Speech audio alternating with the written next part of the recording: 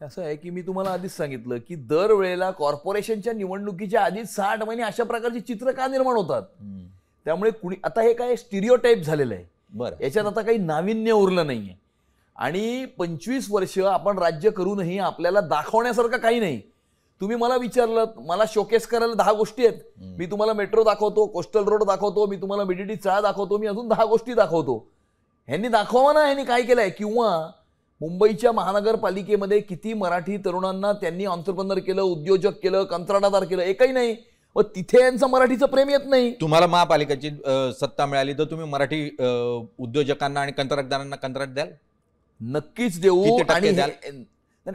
तो मुद्दा जो आहे तो नंतर निवडणुकीच्या नंतर किती % देऊ, काय देऊ वगैरे ते नंतर बघता येईल. परंतु मी जे बोलतोय ते फॅक्ट्सच्या आधारावर बोलतोय. ज्या वेळेला 2014 मध्ये देवेंद्रजी मुख्यमंत्री झाले त्यावेळेला मेक इन इंडिया आणि मेक इन महाराष्ट्राच्या माध्यमातून अनेक मराठी तरुणांना या ठिकाणी एंटरप्रेन्योर किंवा उद्योजक करण्याकरता सरकारने पाठबळ दिलं. आणि त्यामुळे हे आम्ही महाराष्ट्र राज्यामध्ये सरकारमध्ये असतानाही केलेलं आहे. आणि महापालिकेमध्ये आल्यानंतर नक्कीच त्या ठिकाणी आम्ही मराठी तरुणांना त्या ठिकाणी उद्योजक होण्याकरता पाठबळ देऊ. आता isakal.com आहे देशातील नंबर 1 ची मराठी न्यूज वेबसाईट.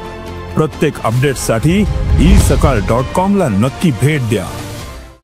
ठेकेदार मुंबई महानगरपालिकेतला सगळ्याचा सगळा एका विशिष्ट राज्यातून येतो, एका शहरातून येतो. 90% वर तो जवळजवळ लागेबांधे असलेला आणि एकाच कुटुंबाशी निगडीत असतो. तो 25 वर्ष 30 वर्ष सगळे कंत्राट 22,000 कोटीच्या महानगरपालिकेची उचलत असतो. मराठी माणसाला तिथे घुसायलाही मिळत नाही. मराठी माणसाचं राज्य असताना भाजप म्हणून तुम्ही आश्वासन द्याल का की त्या ठेकेदारीला तुम्ही मोडून काढाल म्हणून? हे बघा, ठेकेदाराच्या कामावरनं आणि त्याच्या क्रेडिबिलिटीवरनं या ठिकाणी त्याचा मोजमाप झाला पाहिजे. त्यामुळे कुणाच्याही भाषे किंवा समाजाच्या आधारावर त्या कंपनीचा मोजमाप होता कामा नये. परंतु आमचा हाच प्रश्न आहे की आपण जसं म्हणालात तसं टक्केवारी घेण्याकरता हे ना सगळे चालतात आणि गप्पा या मराठीच्या करतात. आणि स्वतःची मुलं जर्मन शिकतात, फ्रेंच शिकतात, आम्हाला सांगतात म्हणजे हिंदी शिकायची नाही पण जर्मन आणि फ्रेंच शिकलेलं चालतं. आणि त्यामुळे हे सगळं दुटप्पीपणाचं हे सगळं धोरण आहे. आणि त्यामुळे त्या ठिकाणी मराठी तरुणांना काम देण्याकरता हे कुठली पॉलिसी आणणार नाहीत. टक्केवारी ज्यांच्याकडनं मिळते त्यांना कामं देणार.